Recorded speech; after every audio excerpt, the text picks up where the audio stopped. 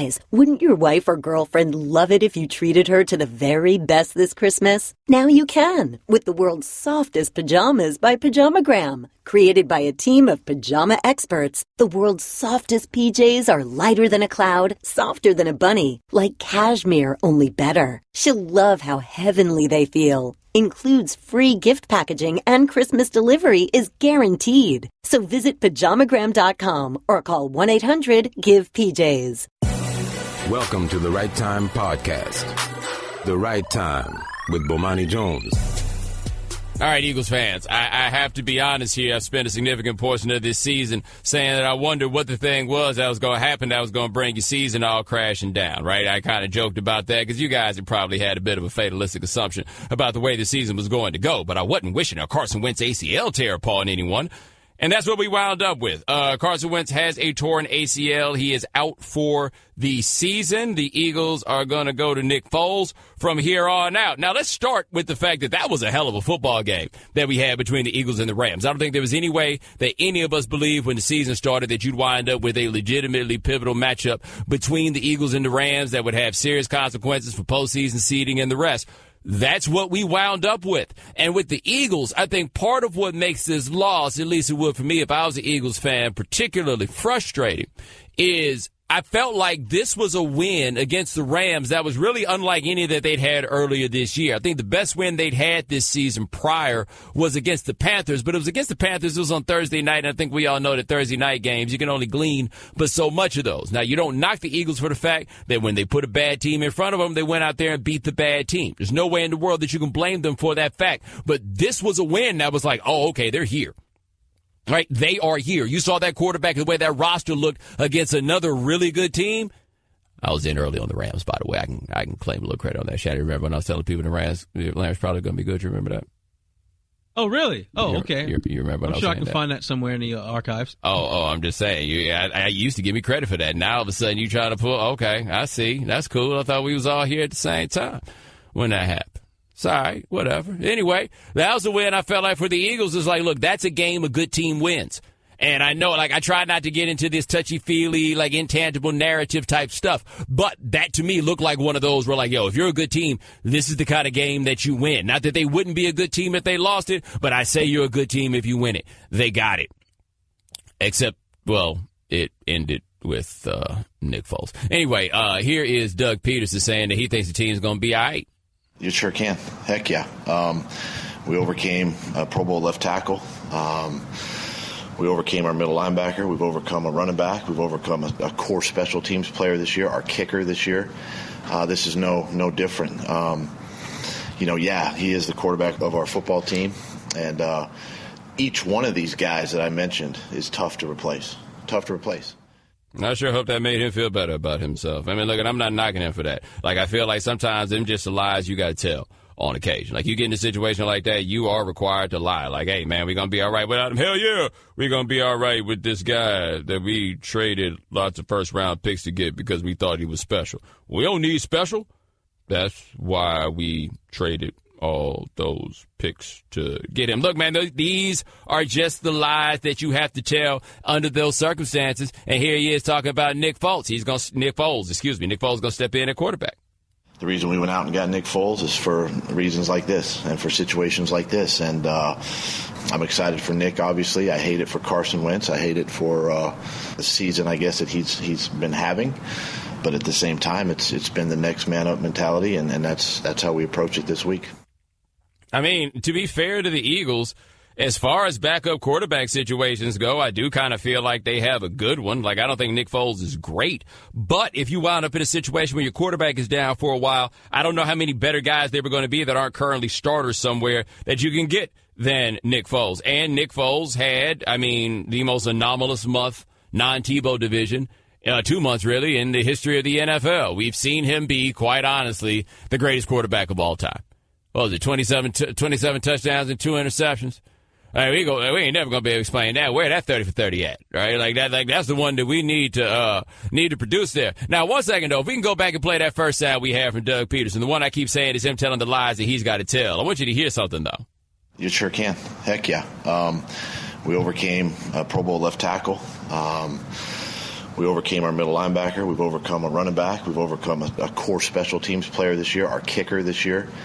This is no different. He is the quarterback of our football team. And each one of these guys that I mentioned is tough to replace. Okay, so there are a couple of things here. He got to that, he is our quarterback. See, that's how we knew you was lying, bro.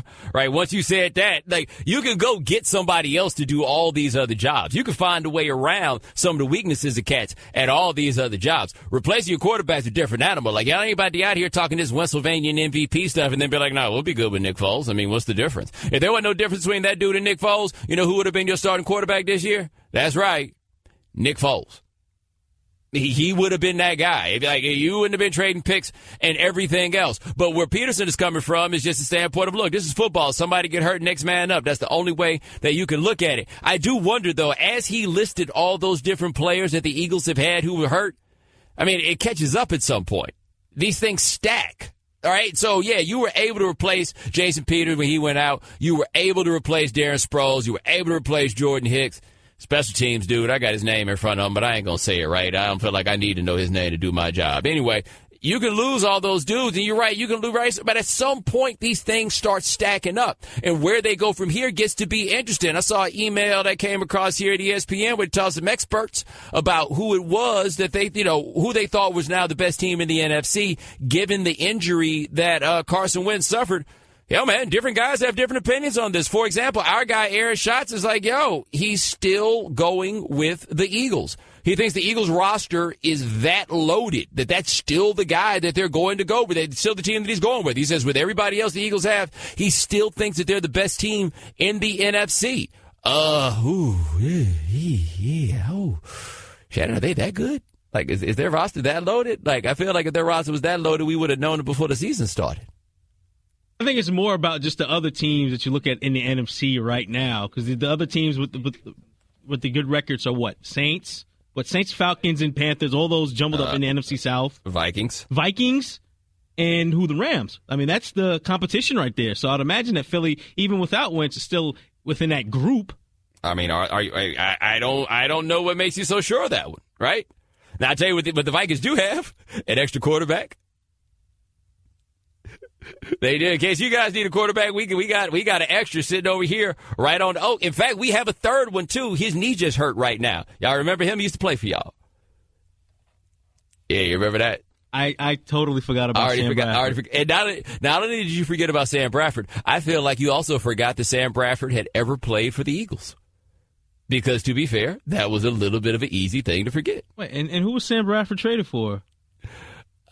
They got a pick back. And then they made Carson Wentz the starter. He was traded for Nick Foles. They did get Nick Foles in that trade, didn't they? Oh, that's right. They traded Sam Bradford to the Rams. Yeah. And they got Nick Foles back. Yeah. Along with, picks and stuff like that, right? Yeah. Wow.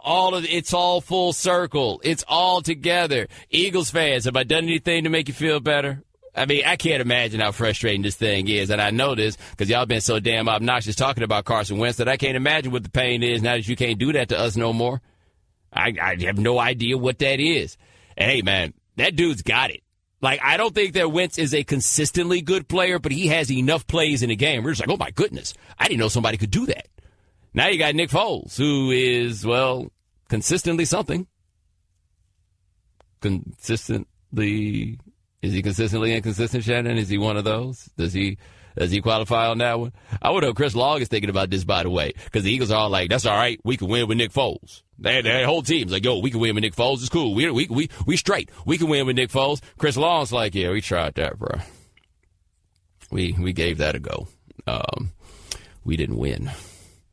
I mean, we'd like to win with Nick Foles, but, how do you think Chris Long's doing every time somebody asks him his honest opinion about Nick Foles? What do you think about Nick? Oh, he cool. He real cool. He does some things, Yeah. Throw it around a bit, hand it off. Yeah, he all right. He all right. Yes, by the way, Shannon, where's Chase Daniel these days? Somebody just got about mentions to say you can't forget about the best that never was, Chase Daniel. Chase Daniel, where is he now making more money than he should for being the greatest quarterback that never ever has to play? He's in New Orleans. He's back in New Orleans. Oh. Yeah.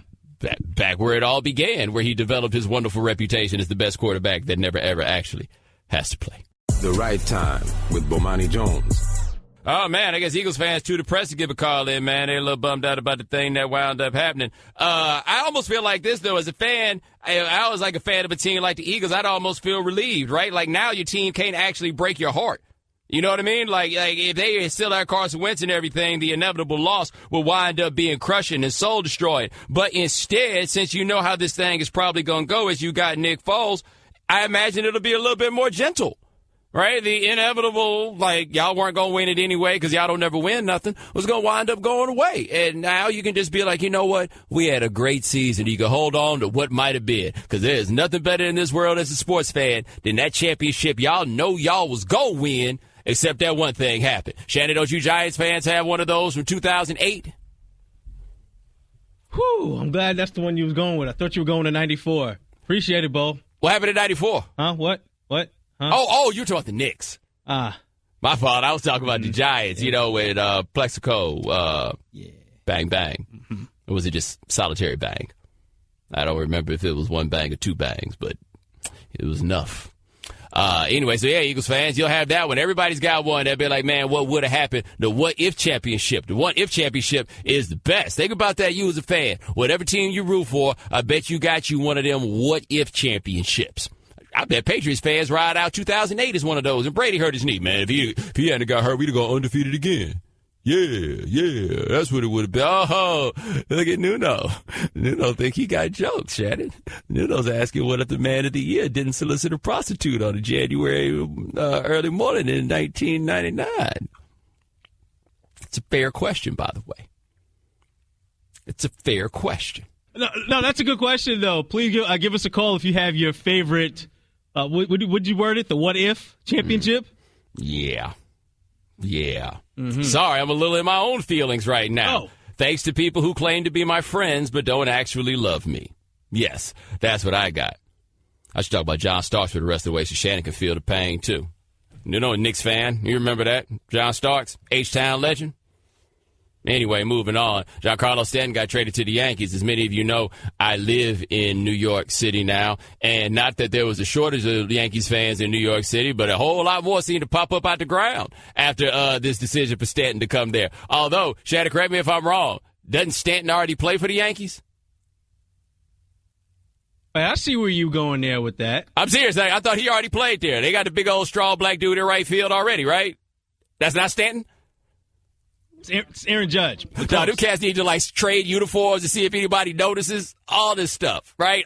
They seem as though they are the same dude in many ways. But anyway, Stanton is now there. Now, here's what I think is interesting. You know, we always talk about the difference between the millionaires and the billionaires, right? When we talk about player stuff, where the players are millionaires, the owners are billionaires, and a whole lot of people, I think, struggle with the idea that, just because the players are rich in your mind, that does not mean they are owner rich. I feel like what's happening right now with Derek Jeter is spelling out what the difference of this is, because what it sounds like is they just can't afford to actually play. And it raises a real question about Major League Baseball as to why they approved this sale. Because I think we knew from a long way out that the first thing that the Jeter Group was going to try to do once they got control was they were going to try to move Stanton's contract. Now, my thought was this. If you did not feel like this team could afford Stanton's contract, then you don't buy the team until Stanton's contract is gone. If you can't afford the possibility that you get stuck with the deal, then you cannot afford the team. So then they got there. Stanton has a no trade clause in his contract. They tried to move him to a couple of places that Stanton wasn't going for. And what did that leave? The Yankees. That's it. It left the Yankees. Now, we'll get to the Yankees part in a second, but here is Marlins CEO Derek Jeter explaining why it is that they traded their best player. I think the one thing that everyone needs to realize is this is an organization that has not been successful. They have not been in the playoffs since 2003. I don't understand how the fan base feels because they've been through quite a bit. But for us here, we haven't been winning. So if you haven't been winning, then it's time to make a change. And in order to make a change, there's going to have to be some moves. And like I said, that you alluded to, there may be some unpopular decisions at times. But every decision that we make as an organization is to try to put us in a better position. We're trying to fix something that is broken.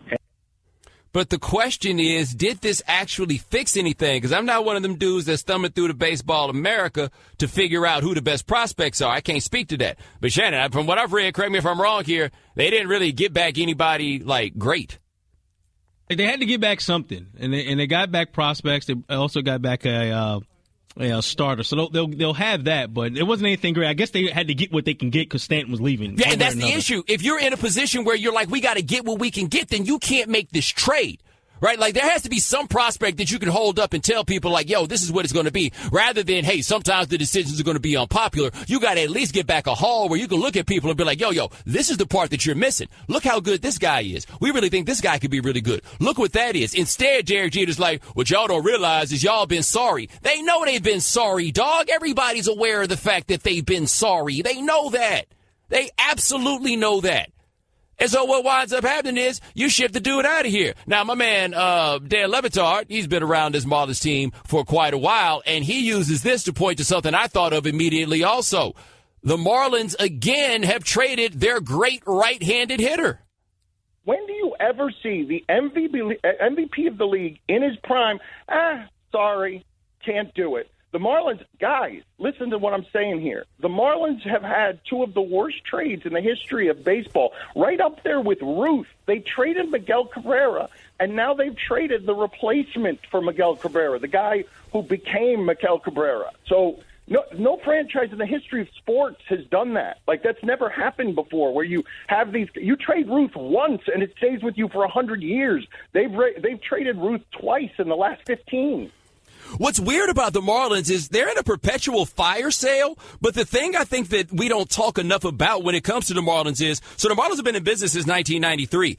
They haven't been as terrible as I think that people would speak to. Like, there've been a couple, like, they've had, out of those seasons, I think they've had 2 100-loss seasons, like a relatively small number of 90-win seasons, but they tend to have wins that cluster between the mid-70s and the mid-80s. Like, they're perpetually nondescript. I think I would look at them a little bit differently as a franchise if they were just like, 40 and 120 coming out here. But they're just perpetually nondescript. Like, they never give anybody any reason to actually get invested. Dude, best baseball seats I've ever had in my life. I got 2 seats for $30 a piece in the 8th row behind home plate 15 minutes before the first pitch once at that stadium, right? Like, they don't give anybody any reason to halfway care at all. And Dan taps on something else I was thinking here, man. It just sounds like the guys that own the Marlins are broke.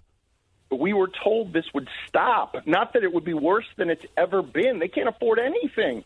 Jeter's coming out here with his hand out, like, Jeter has this name, and baseball gave him a gift because they want his name around this team. And the other buyer, a Cuban guy from Miami, planned to have a payroll. He planned to spend, and baseball gave it to this guy. And Jeter overspent $1.1 billion for a franchise in South Florida that nobody cares about. Like, they pay $1.1 billion because baseball's running a racket. I'm telling you, they gifted this to Derek Jeter in a way that should be bothersome to anybody who cares about competitive sports. They did, though. Like, they can't afford to play. And I thought one thing baseball would learn from the McCourt situation was you can't be giving teams to guys who can't afford them. And that just seems to be the bottom line on this one. And, of course, the winners are the New York Yankees. And let's go here. Here's Giancarlo Stanton on his way out of Miami with one last thing to say. No structure, no stamp of this is how things are going to be. It's a different direction every spring training. You got to learn something new every spring, a different manager. Yeah, Shannon doesn't sound like he's so sad about leaving. It does not.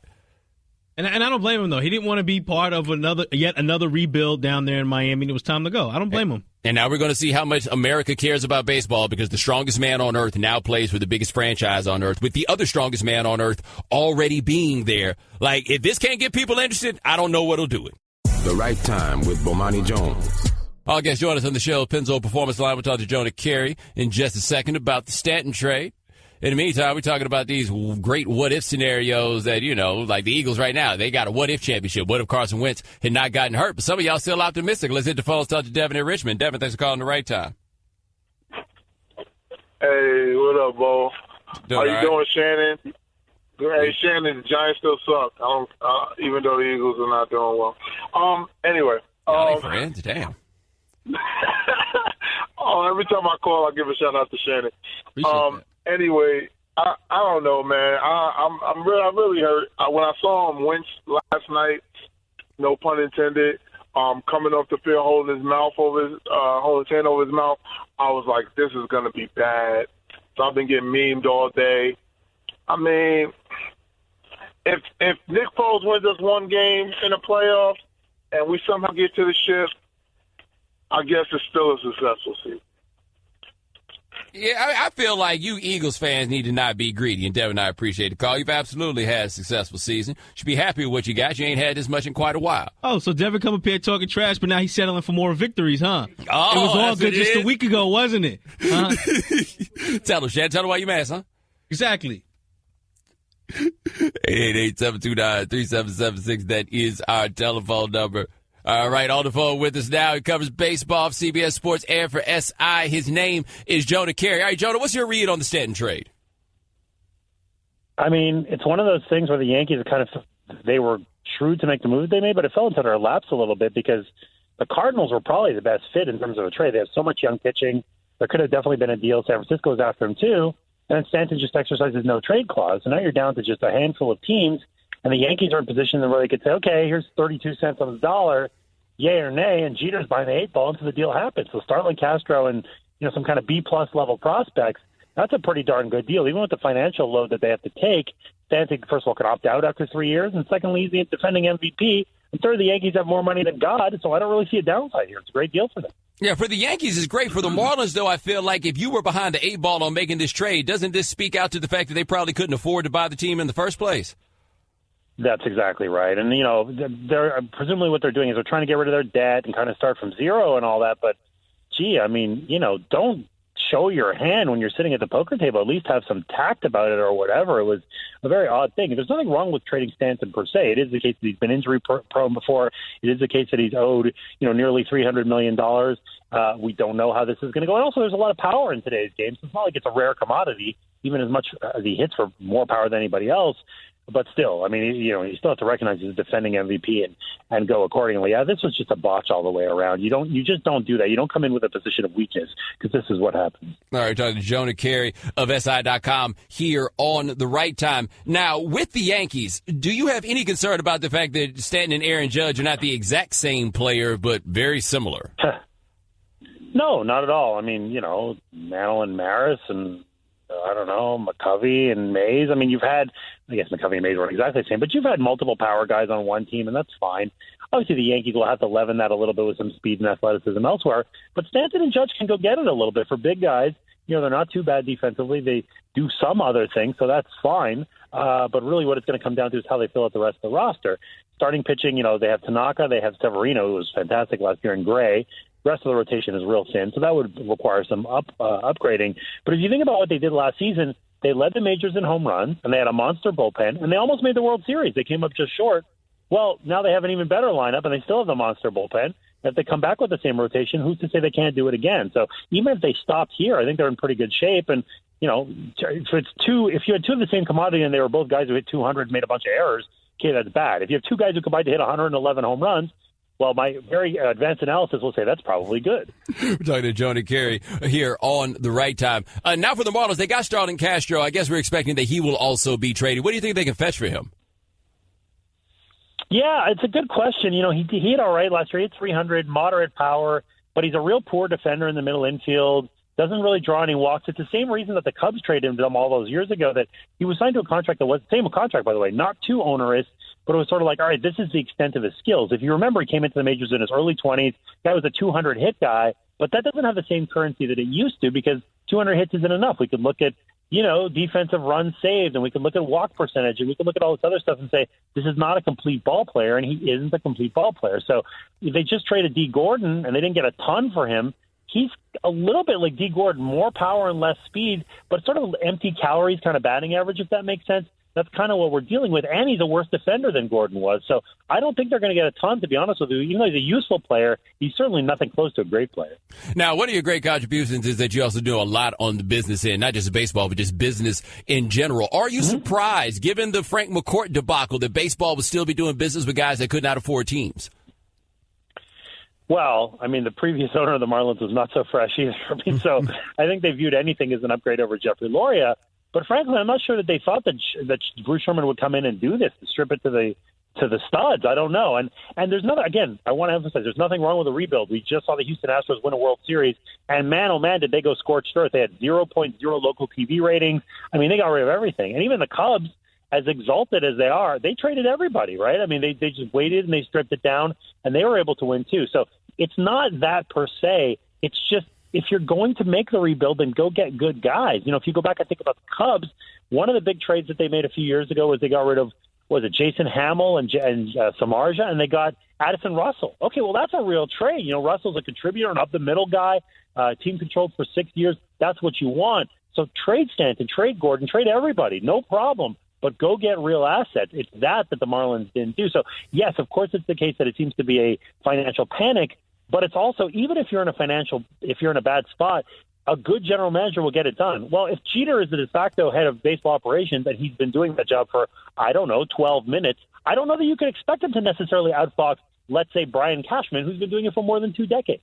All right, last question for Joni Carey of SI.com here on The Right Time. Does this take the Yankees out of the Bryce Harper sweepstakes next year? It might, but I don't really see that as a problem at all because Harper is one player on the open market. There are 4 superstars who are going to come out. That's Harper. That's Manny Machado, who, by the way, plays third base, and the Yankees could certainly use a better third baseman. Josh Donaldson, another great third baseman, a little older, but he could be a great addition. And the 4th guy who's really intriguing, and I think he stays put, but he can certainly opt out of his contract if he wants to, and that's Clayton Kershaw. And now you're talking about something else altogether where that would be exactly what the Yankees or any other team could really use. So, yeah, maybe they don't need a third power-hitting right fielder. That's totally fine. But Machado, Donaldson, Harper, or, just kind of mixing and matching with guys, all of those are options, and the Yankees will, I'm sure, continue to be aggressive. They built that kind of baby bomber core, just like in the 90s when Rivera and Posada and Jeter and Williams and Pettit, they were all young and cheap. They built around those guys. They went out and they got Brocious and O'Neill and eventually Clemens and those guys. Yankees have Sanchez and Judge and Severino. They can build around that young core and go spend some money. Whether it's on Harper, whether it's on Machado, there are kind of no bad outcomes here. But then once they started spending all that money, the World Series curiously started slowing down a little bit. But that is a discussion for another day with Joe DeCarey. Check out CBS Sports, also SI.com. Thanks so much, my man. I appreciate it. Thanks, Bo. Always a pleasure. I just saved hundreds of dollars by switching to Geico. I'm so happy, I feel like I can fly. Disclaimer, you will not be able to fly by switching to Geico. This is against the laws of physics and nature. If you find yourself flying, please seek professional and or medical help immediately. In the unlikely event you find yourself flying, you might be a superhero, or a pigeon, or a superhero named Pidgewoman, who was bitten by a radioactive pigeon. If you are indeed Pidgewoman, Geico retains all licensing publishing rights in the event Pidgewoman the movie becomes a top-grossing Hollywood blockbuster. Geico. 15 minutes could save you 15% or more.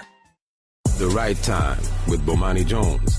Yo, man, they was wildin' in Jacksonville. And when I say they was wildin', I mean they.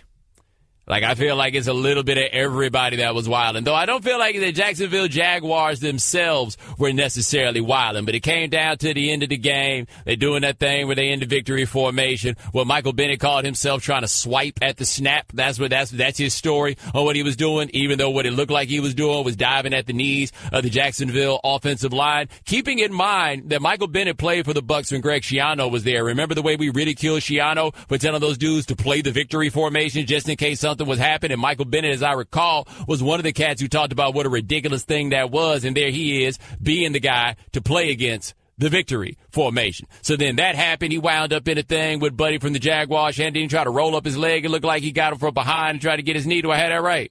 Yeah, that's accurate. And then they wind up on the ground. They wrestling. Sheldon Richardson comes in. He throws a punch at somebody. Leonard Fournette comes in because Leonard Fournette is like, oh, baby, it look like we got a chance to fight out here. And so then Leonard Fournette comes in there, and then what's his dude's name? Quentin Jefferson. Never heard of that dude before. He winds up getting kicked out of the game. He's walking toward the sideline. The Jacksonville fans are screaming at him. He's going back and forth with the fans. Couple people threw brew at him. Second dude threw some brew at him. He, quote, unquote, tried to go into the stands, but then somebody with a polo shirt on put their hand on his shoulder, and then he stopped from going in the stands, and then everybody then wound up going in the tunnel. And, oh, by the way, Pete Carroll tried to get his Jeff Van Gundy on, running out there while everything was going on, and all he's going to wind up doing is grabbing somebody's ankle and being dragged. But here's what Pete had to say about why it is he ran out there. I was just trying to slow him down. I talked to Gene about it before this, a couple plays before it, and I just tried to make a statement to our guys so we didn't finish with any more garbage happening out there. But I've seen every one of our guys, and he just kind of lost it. Somebody poured a beer on his head walking out of the stadium, So I told him that's pro football. They pay to get in. They can do whatever they want, I guess. All right, so yeah, that's the Jefferson guy. Now, to me, I feel like we got two different levels of things going on here. Number one is the Michael Bennett level, where I think Michael Bennett was just wrong. I don't think there's any way that you could argue that Michael Bennett was anything other than wrong. And Sheldon Richardson and coming in throwing punches, I mean, you can't really make an argument that that's right. But Michael Bennett, I think that you can make a clear argument that he was wrong. My man Jefferson, hey, man, you throw something at somebody, they come at you, I ain't seen nothing. Police come in a circumstance like that. What happened? All I saw was somebody throw something. Something happened after that? No, I missed that. All I saw was the dude that threw something. No. My buddy Jimmy Israel way back had a great line about the malice at the palace. He said there's nothing noble about letting people throw bleep at you. And that's what that was. Like, fans get out there and start feeling entitled and everything else and start throwing stuff at people. Hey, man, I think that went best case scenario for all parties involved with Jefferson. Jefferson rolled over there and did just enough to let them cats know that the bear bite back. They stopped him from actually getting up in the stand, so we did not have a horrible situation. I feel like somebody up there probably learned a lesson, because there's some of them out there like, oh, yeah, you wish you could come up there. There's at least one of those people up there whose heart was like, oh, no, somebody get him. Somebody please stop him from coming up here. There had to be at least one person that was like, no, please, no, don't let him kill me. Please don't let him kill me. Like, my thing, I didn't want to see a fight, but I was just curious to see if Jefferson was going to be able to scale the wall. That's what I wanted to see. I think he could have. How long do you think it would have taken him to scale the wall, though? How long do you think it would have taken? I mean, obviously he was just trying to scare the dude, because when Buddy came and put his hand on his shoulder, he immediately dropped down. Like, I didn't feel like he had a serious investment in going up there and trying to get that dude. But I do feel like every now and then, maybe it's just every couple years, I'm not sure what, but every now and then I feel like fans need a reminder. These dudes will come up there, and if they get their hands on you, they will take your dome off like the top of a jelly jar. Like, everybody needs that reminder. You just can't be out here talking to people any way that you want to. Now, a big shock for me in this, Adam Schefter is reporting that none of Seattle's players will be suspended, though this is still under review. And I thought that Michael Bennett was going to get multiple games for this. And I think it would have been fair to give him multiple games. Now, don't look at it in the context of, like, comparatively with Rob Gronkowski or anything else. If this league is a league that says they care about player safety, you can't be rolling up people's legs. Like, your dome is not the only thing that I think the league has some incentive to try to keep safe. Like, that's where I think is like the laziest thing the NFL has going there is all we worried about is head injuries, as if these other injuries don't matter, as if these other injuries don't have dudes winding up taking these painkillers, as if these dudes don't wind up getting strung out on these painkillers, as if that is not a long-range consequence of playing football. Yeah, no. I thought Bennett absolutely should have got a suspension for what it was that he did. Quentin Jefferson? Nah. And in fact, okay, so here's Quentin Jefferson, and then the next voice that you'll hear is Michael Bennett. I can't really explain to you how this is going to go, but here's Quentin Jefferson. I don't know what I'm supposed to do. Like, I'm a human just like anybody else. Like, I'm a man just like the other man in the stands. And I'm not going to let somebody disrespect me, throw a bear on me. Like, just because I'm playing football, I'm still a human being. I'm still a man. And so I'm out there playing a game. And at the end of the day, it's a game, and I'm a man. I'm not going to let somebody disrespect me like that. Going into the stands, do you think that was the right call? Was you still? I don't know. Was it the right call for him to throw? No, it wasn't. It absolutely wasn't. I'm just wondering. I'm just wondering if it was the right call for him to throw a beer on me. Did that happen as you were first making your way out? I'm walking. I'm not talking to nobody. I'm walking out. Somebody throw a beer, then somebody throws another drink. What would you do? what was said, and it looked like you were jumping at each other. I'm saying, like, that's the question. They want you to say something, just stop. You a man with 4 kids. If you want to say something, don't say it. Move on. Tell me you got your face. Can I ask you a question about the game? Just a question about the game. He doesn't want to talk anymore. Move away from me. He doesn't want to talk anymore. He's emotional right now. You win. You guys win. You guys win. Appreciate it. That's what you guys want to see. You want to see him act a certain way? Move out the way. He's done. The man was disrespected. People threw his food on him. He's not an animal. He's a human being. So get out of here. He's a human being. How would you like if one of your kids are playing sports and somebody threw beer on him? Exactly. So don't come in here with that then. Yo, first of all, buddy that was asking new questions was shook when my man was like, whoa, was he wrong? Oh, yeah, he was wrong. He was wrong. Yeah, he was wrong. Like, he knew he was navigating down a road that he did not necessarily want to see all the way to the end. And then Michael Bennett came in there, and I don't think that Michael Bennett needed to come do that for that grown man. At the same time, I do look at the writers and wonder why they didn't turn to Michael Bennett and be like, all right, so let's talk to you then. Like, you had a pretty big role in what was going on here. Perhaps you'd like to answer the questions if you feel like your man's over here doesn't need to answer the questions. Although when my man said, do you think going in the crowd was the right move? He was trying to get him. He was like, I mean, his job is to try to get him, to be fair. He's like, hey, let me see how far this cat's going to go. This cat basically just hit you with, if you throw something at me, I'm coming for you. Which I feel like all football players should have on their jerseys. They should put a patch on there. Throw something at me and see what happens. Like, go ahead. Let's see how this ends. Throw something at me and see how this ends. I'd get it. I'd understand. I think one thing with him going into the stands has kind of overshadowed the Michael Bennett's actions during the game. As you alluded to earlier in the segment, he deserves a suspension. But here we are today, mostly focusing on him going into the stands and not Bennett twisting the guy's legs. There's that. I will say this, though, just in the discussion of like this idea of going in the stands, I do feel like if Jefferson would have got up there in the stands, it would have been an outrage to most people. But to me, it would have served as a public service announcement. Just to let everybody know, this is the worst case scenario of what can happen to you. And Carroll said that, that I guess they pay money to come to the games. They can do whatever they want, I guess. There seemed to be a whole lot more security on the sidelines than there was on the front row. And I would think at the end of a football game, you need to have a little bit more security up there because folks be out here wilding.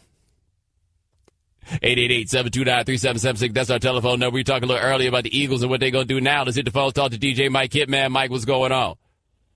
Santa Claus is coming to your town.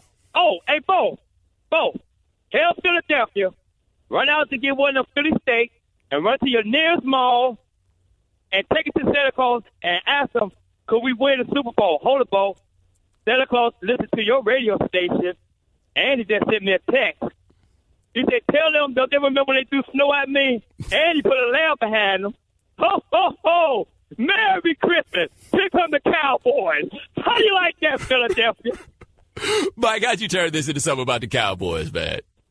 Because when you do naughty things to Santa Claus and he texts me, he's a friend of mine, he told me to remind you that they did throw snow at him, and he ain't going to never forget that. So he put a good laugh behind it. Oh, oh, oh. Merry Christmas, Philadelphia. There go your Super Bowl dreams. And here come the Cowboys. You know what, Bo?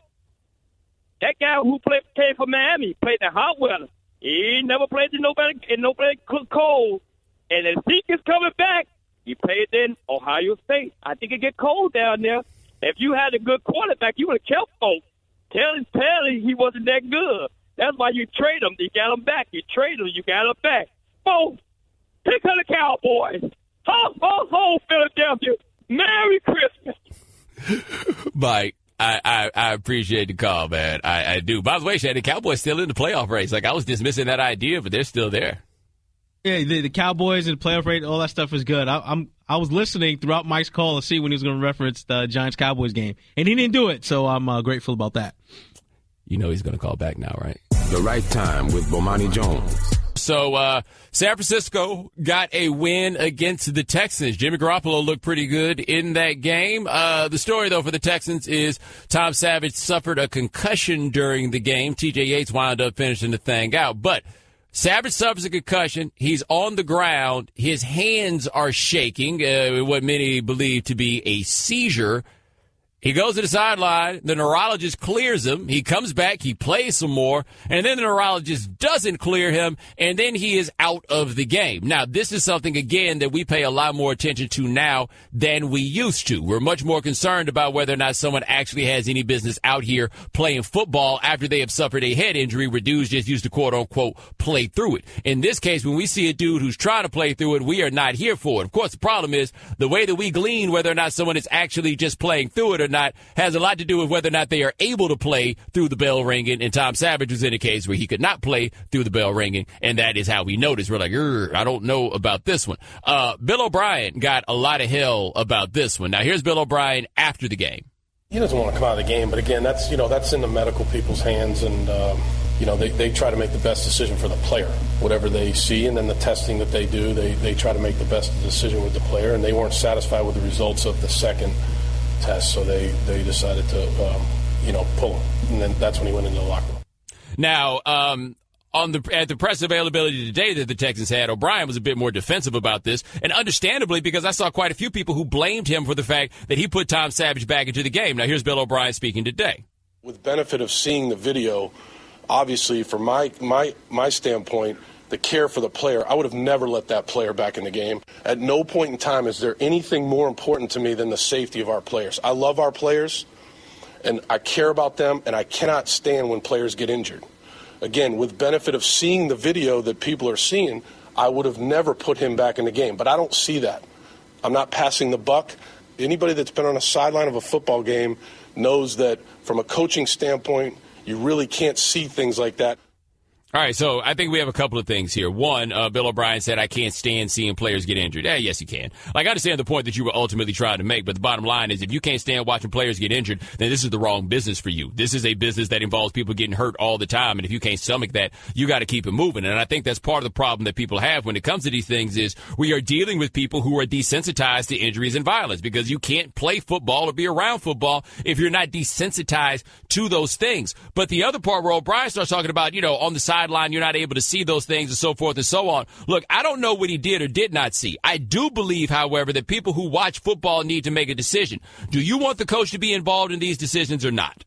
Because I think the play that everybody needs to make on something like this is that the coach absolutely not be involved in this decision. The doctor says the guy can play, then the coach is going to put the guy out there to play. If the doctor says that the guy can't play, then the coach just has to take the guy out. You do not want to be in a situation where the coach is being asked to make a judgment call as to whether or not somebody is able to play, because the coach is far too compromised in these circumstances for you to trust his opinion. The coach, I believe, absolutely has to take somebody else's word for it. The reason that they have the unaffiliated neurological, whatever you want to call him, is he's not affiliated. The idea is that that guy does not have a dog in the fight. Therefore, his opinion can be trusted over the coach and the player, both of whom absolutely want that guy to be out there at all costs. The player, by and large, wants somebody to throw him out there. He just wants the green light so that he can go ahead and play. The coach wants the green light so he can put his best players out there on the field. The doctor has to be the one who makes the decision. Now, I don't know how exactly it went for the doctor when it came to that concussion test. I don't know what the pressures are for the doctors or what their tiebreaker is, right? If something like this happens, is the doctor's tiebreaker, we're going to put them out on the field unless we have something going the other way? You know what I mean? Which way are they going on this sort of thing? But under no circumstance whatsoever should it ever be Bill O'Brien's call to throw a guy back out there on the field. Under no circumstance ever should it be Bill O'Brien's call to take a guy out of a game. That is a call that should entirely be made by the doctors. And I think all of us understand and can agree that the doctors should be the ones to make the call. If we're going to have a circumstance, however, where the doctors are the ones who make the call, then I also think that you then have to absolve Bill O'Brien from blame when something like that happens. What it is, though, for us is it becomes very, very easy because we understand the cutthroat nature of football. It becomes very easy for us to look at the coach and be like, man, you so concerned about the wrong things and everything else, that Bill O'Brien becomes an easy target, and this doctor whose name we don't know, we don't throw that out there at all. No, man. Either the coach has a vote or the coach doesn't have a vote. And I feel like the coach absolutely 100% should not have a vote under these circumstances. They sent that dude back out there. They said he could play. They come back to Bill O'Brien. They say, now he can't play. Okay, boom. He's out of there. What we wound up with in this circumstance, though, was the really, really disturbing video of Tom Savage's handshaking. And those are the things that give you your reminder, oh, by the way, this game is really, really violent. This game is not safe. This game is not a good idea. And so I feel like in a lot of ways we want to have a certain level of enforcement on these concussions that's kind of in line with the way that we talk about drunk driving. Oh, no. We're not going to talk about the problems caused by drinking. We're going to talk about the problems caused by drinking and driving, because, see, once we put it in there and we make it about the driving, then those of us who drink can ignore all the stuff that we talk about whether the drinking is the bad idea. It's kind of the same thing here, right? Like, we want this fierce enforcement on this end about head injuries and everything else, because at least we then feel like, well, hey, man, if we shut down these head injuries, then we could otherwise enjoy this thing that still has these guys beating their brains in. That's the spread. That's the change. That's how it goes. And so when a case like this comes up where you see Savage on the ground, oh, my God, get him off the field. Think about this with the concussion protocol and everything else. How often do you see them pull an offensive lineman out of a game for concussion protocol? Like, serious question. How often do you see it where an offensive lineman is out of the game in the name of the concussion protocol? You don't see it very often, right? We see it with the guys that they really, really notice, the guys that take the big hits. Those are the ones that they're able to see. Quarterbacks, receivers going over the middle, stuff like that. Those are the guys that you're really able to see under those circumstances. In fact, Shannon, how often do you see a running back come out of a game in the name of a concussion? Usually if it's something related to their legs, that's when they usually come out. Yeah, but concussion, we don't really see it in regards to running backs. No, we see defensive players who make the big hits, like linebackers, safeties, like those sorts of guys. We see those guys who wind up coming out for concussions. Do you think these other dudes don't suffer concussions? Do you think that guys along the line do not suffer concussions? Do you need to go look up the story of Mike Webster to see what his brain turned into playing on the line? No, we don't notice those. So nobody's really talking about those. I ain't ever heard anybody pop up and be like, I think the independent neurologist needs to spend more time making sure the offensive linemen are okay. No, because that doesn't distort your comfort. That doesn't change it for you while you're out here watching the game. But when something like that happens to Savage, I feel like fans need to see some action happen there, because then it allows them to guiltlessly watch the rest of the game that we all know is a guilty pleasure. The Right Time with Bomani Jones. So the Thunder came back from down like a dub against the Grizzlies. They are now 12-13. They are under 500. There are a lot of questions to be asked about this team. Now, here's what is interesting to me about the Thunder. It's not all bad. The record, certainly not good. I feel as though all they really need to do is to get this thing going by the time the playoffs come around, because if they get it going by the time the playoffs come around, the Thunder will then be, as far as I can tell, and you correct me if I'm missing somebody, the only team in the Western Conference with not one, not two, but three players who can get their own shots. And not one, but two players who can guard Kevin Durant. Like, I still think they're probably the team that is best equipped to beat the Warriors. They beat them one time they played this year, but I think that in terms of their roster, they're best equipped to do the hardest thing there is to do in that conference. Now, can they beat everybody else? I don't necessarily have the answer for you. But I do feel like about the playoffs, when everything grinds to a halt, dudes that can get their own shots are the most precious commodity, and they have them. We saw this with Golden State that year. They went 73-9. They only had one dude who could get his own shot, and that did wind up catching up to him when that dude wound up being hurt. They had nobody that could get their own shots. If you hear Steve Kerr talk about what Kevin Durant has added to the team, they're like, look, man, we needed another guy who could get his own shot. They just went out and got the best guy to get his own shot they could possibly find. But with the Thunder, a lot of the turn, I think, has come on Russell Westbrook. And one thing that hasn't helped Russ in that regard is that Victor Oladipo has gone up to Indiana and suddenly turned into Dwayne Wade or something like that, which then has people raising the questions and asking whether or not the problem he had in Oklahoma City was just that he was playing with Russell Westbrook, even though it's not like Victor Oladipo was playing like this in Orlando. Anyway, Russell Westbrook is shooting 39% from the field. That seems to be the issue, almost to a point where I wonder if Westbrook has some variety of injury, because his free throw percentage is down, I want to say 14% from last year. Like, it's a huge fall in a way that you don't see guys typically fall on free throw percentage. That is a very rare thing for you to see under those circumstances. Whose fault is it, though? I don't have a great answer for this one. My question is, though, you got Melo, you got Paul George, you can't figure out how to get it done. That's the coach, right? And I'm not saying that I think that Billy Donovan should be fired necessarily. I am saying, though, that I understand that the way that the NBA works, and the way the NBA typically works is if you got this collection of talent and you got the short time horizon to figure this out that Oklahoma City has, the coach is the person that we normally look at. Instead, this year, I find that we're doing a lot of looking at Russell Westbrook. Now, I haven't watched them enough to fully understand what the deal is with them, but here are the drops from last year. Last year, Russ shot 42.5% from the field. This year's 39.3%. Last year, Russ shot 34.3% from three. This year's 30.9%. Yo, those are big drops. And again, the free throw line. Last year, Russell Westbrook shot 84.5% from the free throw line. This year, it's 71.4%. Keeping in mind, there has never been a season where Russell Westbrook has shot below 78% from the free throw line. He is so far below his career high, his career lows in all of these things that I'm looking at this and I'm like, okay, so what exactly is going on? Is this entirely a matter of Russ commandeering the offense? I don't know if that's what it is. How much of this has to do with the fact that, like, Melo, I guess maybe I just look up the only times when Melo has a game where he shoots 5 for 20 or something like this? What is Paul George contributing, given that Paul George is not the most assertive cat? And more than anything else, you can complain about Russ all you want in this. Russ got the longest contract out of anybody involved in this.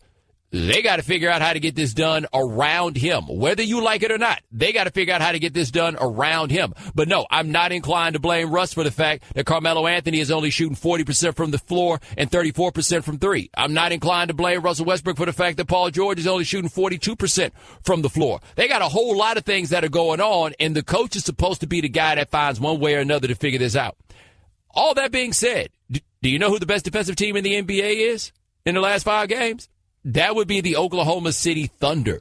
They can clamp down. If they can figure out how to get this done on defense, I feel like they can get enough time or buy themselves enough time on offense to get the rest done. But they've got an offense that looks a lot like the Scott Brooks offense, which is, if I don't have the ball, I'm going to just stand around. And Billy Donovan got to be the one to figure that out, whether you like it or not. The Right Time with Bomani Jones. On the line with us, doing us a solid from O'Hare International Airport on a layover. His name is Sal Paolantonio. Now, Sal, you were in L.A. over the weekend with the Eagles. The Carson Wentz injury, is this one of those where they knew immediately what had happened? Well, I think Carson Wentz knew.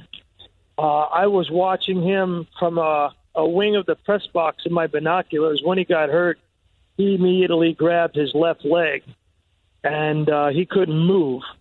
So I think Wentz knew. He stayed in there through the touchdown pass, and then he couldn't even jog off the field. They put him in the tent right away and determined that his ACL was loose, and he walked off. And I talked to Zach Ertz, who didn't play in the game because he had the concussion protocol. Ertz is one of his best friends on the team. They pray together in a church in Cherry Hill. And Ertz went into the locker room. It was just him and Carson Wentz. And I talked to Ertz afterwards, and Ertz said he was devastated right from the beginning, knew it was bad, and, you know, knew that he had a long fight back from a surgery and rehab. Now, what was the mood around the team? Because I guess this would be the ultimate definition of a bittersweet victory, probably the biggest win they've had all year, and your quarterback gets hurt. Yep, bittersweet's a good way to put it. It's exactly how Vinnie Curry put it. Trey Burton, another close friend of his, they all talked about how bittersweet it is. But, you know, a lot of them also realize that they're in the playoffs and they've got to find a way. And that Nick Foles has played at a high level before, has done it for the Philadelphia Eagles, so he knows what to expect. He's played in this offense. And you got to remember, Bomani, you got some players on this team that are very hungry to win a championship. And 11-2 doesn't come around very often. I'm talking about guys like Malcolm Jenkins and Fletcher Cox and Michael Kendricks. And that defense yesterday played very, very well. They held the Rams to 45 plays. And they got some players on that team who won Super Bowls before, LeGarrette Blount and Chris Long, who made that strip sack of Jared Goff in the fourth quarter that turned the final corner for the Eagles. So they got some players who know how to win and some players who want to win, and they're not going to hang their heads. They're going to move forward and find a way to get this thing done. And I think they can. I think they can still get to the NFC Championship game. You look at their schedule coming up. Nick Foles traveling to the Giants. The Giants, you know, they couldn't move the ball a lick against the Cowboys at home last week. Eagles defense is much, much better than the Cowboys in every respect. That's a game that the Eagles defense can dominate. Christmas night at home against the Raiders, I'm putting a couple of shekels on the Birds in that game. And then the Dallas Cowboys come in. You don't know what they're playing for. They'll have Elliott back, but who knows what they'll be playing for. So the Eagles could very easily run the table, which they control their own destiny. They win out. They secure home field. They get a week off, and then we'll recalibrate the situation. All right, we're talking to Sal Paolantonio of ESPN here on The Right Time. Now, we've seen Nick Foles be like maybe the greatest quarterback we'd ever seen for that 2-month stretch in 2013. He kind of fell to earth after that, but how much of a drop is there going from Wentz to Foles? Well, there's one specific difference, right? Wentz can make plays outside the structure of the called play. You know, he can extend the down. Foles is not going to do that. He's never had a history of that. He has a problem with the rush. We all know that. So they're going to have to figure out how to make things a little easier for him in protection, get the ball out of his hands a little bit more quickly. What worked for Foles was more of a hurry-up offense, quick strike. You know, get to the line of scrimmage as quickly as possible and get the play off. And then the defense can't make substitutions on a down-by-down basis because you're not making substitutions offensively. And you can dictate formation and defensive personnel through tempo. If you can do that, if you can dictate through tempo, you can keep the rush at bay, Bomani. And that's what's worked for him. But if you got the rush coming and he's in 5- and 7-step drops, he's not going to be able to elude the rush like Carson Wentz. Let's face it. And now, Doug Peterson yesterday went through the list of guys that they've lost this year and why this was just another guy to replace and why they felt comfortable about it. But you would think at some point, as he's reading the list, I would think he would be like, damn, that's a lot of people.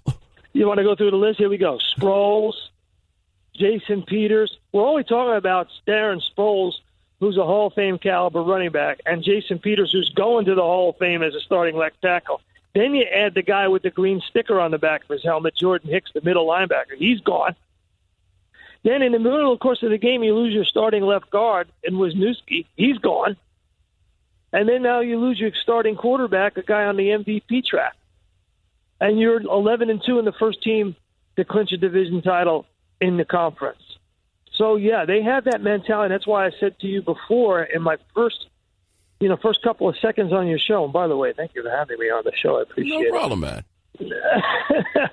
At the very outset, I know the locker room well. I covered the team for 25 years. This is the best locker room for this team that I've ever seen. They got some veteran talent on this team. Some guys they got some gotta-wanna guys. I'm not even mentioning Jay Ajayi. Jay Ajayi is bringing some attitude to this team and getting some extra yardage through some really good running. But I tell you, the two guys that totally impressed me the most on this team right now are LeGarrette Blount and Chris Long, the two guys coming from New England. I mean, they have brought a winning attitude, let's get it done attitude. Bill Belichick, the contingency plan is already in the folder, just pull it out attitude. We'll get it done attitude. They're bringing that attitude, and that's a breath of fresh air on this team. All right, talking to Sal Paolantonio of ESPN here on The Right Time. Now, you mentioned that defense. We know they've been good this year, but is this good enough to carry you to a championship? Because prior to this, we saw them as being very good and as part of a balanced team. Now we're asking them in a lot of ways to carry them. Well, don't agree necessarily completely with that statement. They were third in the league. They led the league in quarterback hits coming into the game, and they lead the league in quarterback hits coming out of the game. They're number one in the league in passing yards surrendered, fewest pass surrendered outside the numbers. So you can't throw it deep on them. They got a lot of, I'll grant you, they got a lot of guys playing right over their head, way ahead of their skis right now. And Patrick Robinson, Jalen Mills, Rodney McLeod, guys like that, Michael Kendricks. But I think that's because of the way they're getting coached up. I think I'm just going to say it, and if Eagles fans are listening, so be it. I think Jim Schwartz, the defensive coordinator, is the MVP of the team. I mean, Bomani, the Rams were co-leaders in points scored going into yesterday, 30 points a game. They ran 45 plays yesterday. 45. The Eagles ran 85. That's sick. You take away the blocked punt and the short field in the first quarter due to that interception. The Rams are not in the game. By the way, you had to see that scene yesterday, man. I know you've been out in L.A. a lot, and you know the whole scene out there. It's not much of a football scene, but Philly fans, it was like an invading army of green. I never seen anything like it. It came from everywhere. I could not believe they jumped in the crowd like that and there was no fear of safety. There was just one Rams fan, and then it was just the Eagles. I'm telling you, it was like an army of green, an Eagles nation descended on that place. You couldn't find a Rams fan most of the time. You couldn't find them. Hey, man, maybe the casting call. That is Sal Paolantonio. Check him out. Cover the NFL for us here at ESPN. My man, get home soon. All right, bro. All right, now. You just call me bro? All right. Thanks for listening to the Right Time Podcast.